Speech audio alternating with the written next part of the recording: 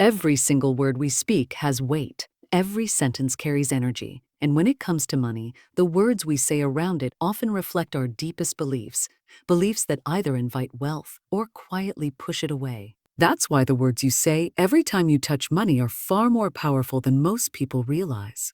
Most of us were never taught to speak with intention around money. In fact, many people grew up hearing phrases like money doesn't grow on trees, or I'm broke, or we can't afford that. Over time, those statements become mantras, and those mantras become mental barriers. They quietly reinforce the idea that money is scarce, difficult to obtain, or even something to feel guilty about. But here's the truth. Words, when repeated, become beliefs.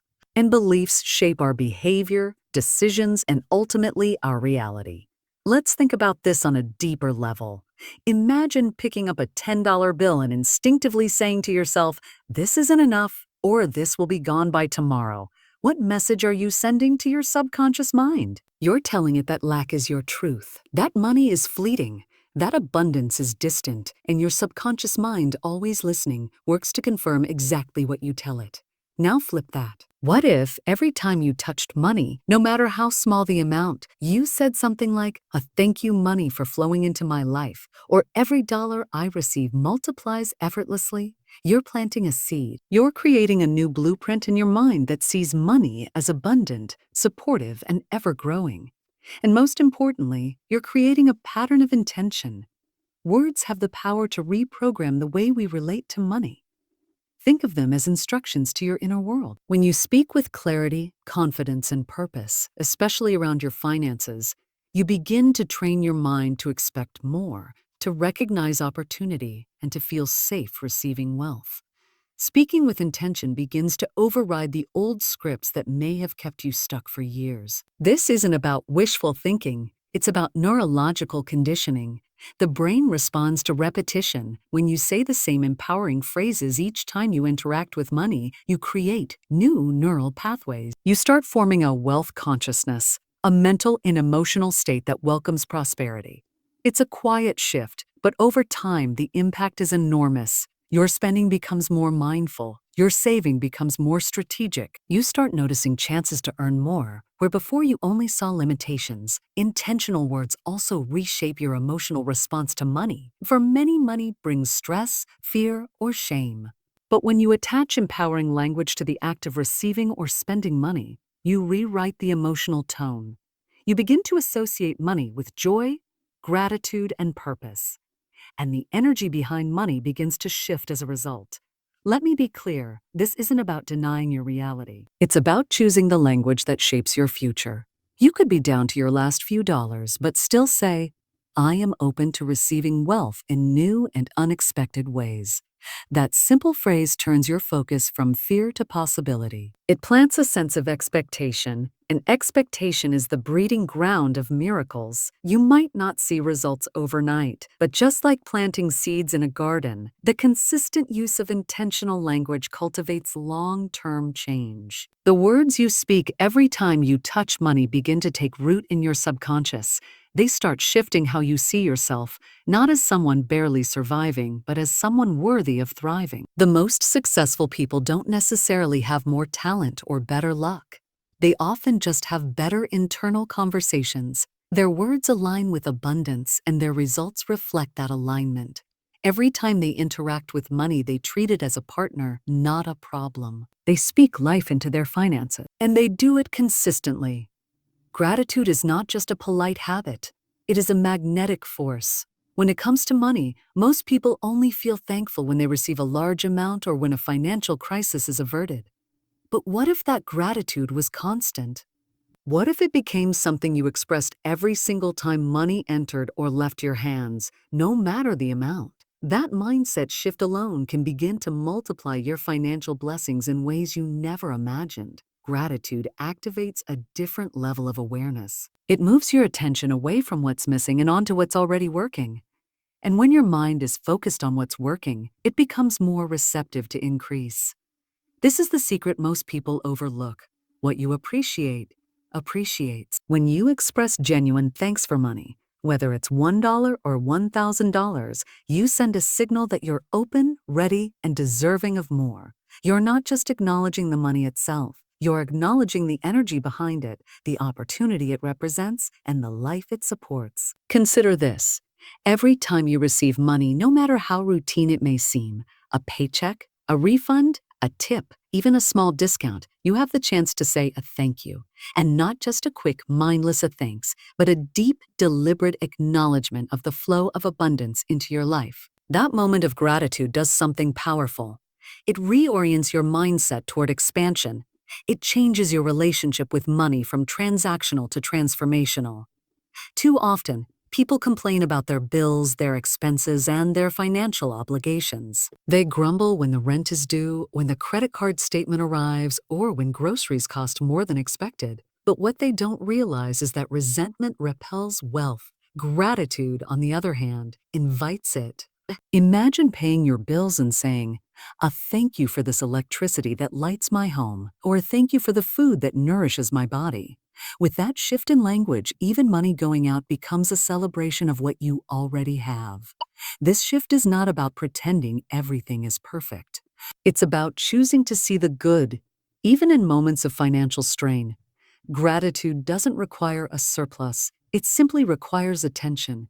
You can be down to your last few dollars and still say, "I'm grateful for this money, and I trust more is on its way." That attitude not only relieves stress, but also prepares you emotionally and mentally to handle more when it comes. There's a reason why some of the wealthiest and most fulfilled people in the world make gratitude a daily practice. They understand that money responds best to a mindset that welcomes it, honors it, and respects its purpose. Gratitude is how you communicate that respect. It's how you show that you're not taking financial blessings for granted, no matter how small they may seem. Even when spending money, gratitude can turn a routine act into a powerful affirmation. Handing over cash or swiping a card while thinking, "I am thankful I have the means to provide for myself," creates a subtle emotional shift. Instead of focusing on what's being lost, your attention stays on what's being supported: your family, your home, your health, your journey. That kind of thinking trains your mind to see spending not as loss but as investment. In the long run, gratitude not only changes how you feel about money, it changes how money feels about you. When you appreciate something, you treat it better. You make wiser decisions, you pay closer attention, and you protect what you've earned. And that kind of mindful stewardship sends a clear message to the universe. You are ready for more. Gratitude is not passive, it's active. It's a practice, it's a posture, it's a quiet but powerful declaration that says, "What I have is enough, and yet I am open to more." For many people, money carries more emotional weight than it should. It becomes a source of anxiety, control, obsession, or even guilt. But money in itself is none of those things. It is not good or bad, right or wrong. It's simply a tool, a powerful one, but only a tool. And like any tool, how you use it determines whether it builds something beautiful or causes destruction.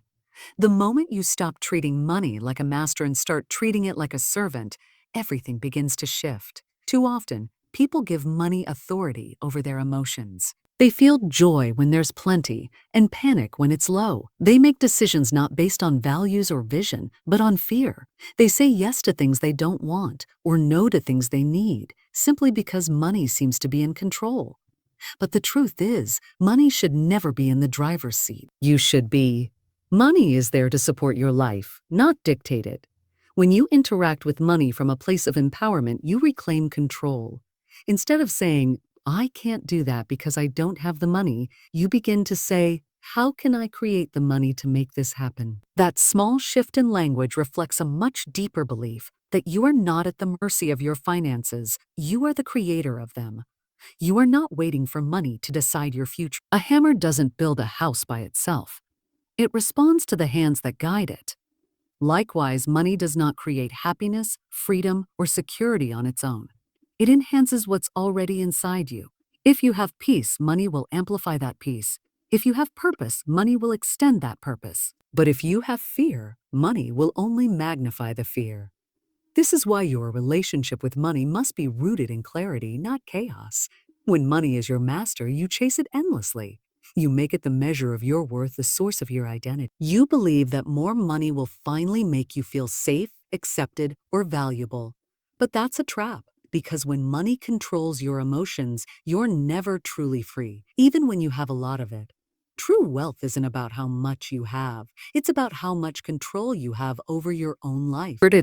And that starts with seeing money for what it is, tool to serve your goals, not a goal in itself. This shift in thinking allows you to make better decisions. Instead of reacting to money with fear or impulse, you begin to use it with purpose. You invest instead of hoarding. You plan instead of panicking. You spend with intention, knowing that money is just one of many tools at your disposal to build a meaningful life. And because you no longer fear it, you stop sabotaging it. You allow it to flow to you and through you without resistance. When you view money as a partner instead of a problem, it becomes easier to manage. You stop avoiding your bank statements. You stop resenting your budget. You begin to ask better questions. How can this money work for me? What value am I creating in exchange for more? Where can I direct this to align with my purpose? Those questions move you from survival mode to strategy, and strategy always leads to growth. Money is powerful, but it is not personal. It doesn't judge, it doesn't choose sides. It simply responds to how you treat it. If you ignore it, it slips away. If you obsess over it, it controls you. But if you respect it, without fearing it, it begins to cooperate. It becomes a mirror of your mindset, your energy, and your values. Scarcity is a mindset, not a condition. Most people believe they don't have enough because of their income, their background, or their current circumstances. But the truth is, scarcity starts in the mind, and so does abundance. What you believe about money determines how you experience it. That's why what you say every time you touch money must reflect abundance, not lack. Because the more you focus on scarcity, the more you unconsciously push money away. We've all heard the voice of scarcity. It says things like, there's never enough. Use my can't afford that. Money is hard to come by, or I'm just trying to get by. These phrases may feel harmless, but they carry heavy emotional energy. They reinforce the belief that resources are limited, that opportunities are rare, and that wealth is something only a few people can access. Over time, this mental narrative becomes a self-fulfilling prophecy. On the other hand, an abundance mindset sees the world through a different lens. It recognizes that opportunities are always present. It understands that money is constantly circulating and that wealth is created, not discovered. When you adopt an abundant perspective, you don't fear other people's success. You're inspired by it. You don't shrink in the face of a financial challenge. You look for creative solutions. That kind of mindset opens doors that scarcity thinking would never even allow you to see. One of the most powerful shifts you can make is choosing to speak from abundance, especially in moments when your bank account doesn't reflect it yet. Saying things like, money flows to me in expected and unexpected ways, or there's always more where that came from, plants a new reality in your subconscious mind. These aren't just empty words. They are declarations that challenge the grip of fear and replace it with faith and growth. When you touch money, whether it's receiving change, counting your income, or paying a bill, you have a choice. You can affirm limitation or you can affirm expansion. Most people don't realize they're affirming scarcity by default. They sigh when they pay for something. They get anxious when they check their balance. They silently curse money when it feels tight. But every one of those reactions tells the mind money is a problem, and the mind, in its loyalty, will work to prove that true. Abundance requires a deliberate response. It requires you to show up with belief, even when your circumstances tempt you to believe otherwise. This isn't about ignoring your reality. It's about redefining how you speak about that reality. It's not about pretending your financial struggles don't exist. It's about not giving them more power with your words. An abundance mindset allows you to see money as something that is always available to those who create value. It helps you recognize that wealth is not a fixed pie. Someone else's success doesn't diminish your own potential. There is more than enough to go around. And when you believe that, you stop operating out of desperation. You stop clinging to every dollar. You start using money with confidence and intention because you trust it will return. People with abundance thinking look at money differently. They see each dollar not as something to hold on to out of fear, but as something to plant. They know money is meant to circulate, to grow, to flow, and to serve. And because they operate from that belief, they're more likely to invest in themselves, to give generously, to take smart risks, and to recognize opportunities that others miss. The language of abundance becomes your compass. It directs your attention toward possibilities instead of problems. It keeps your energy open and receptive. It creates a foundation of confidence rather than fear. And that foundation becomes the space where wealth naturally begins to build. Repetition creates reality. What you do occasionally may bring short-term results, but what you do consistently becomes who you are.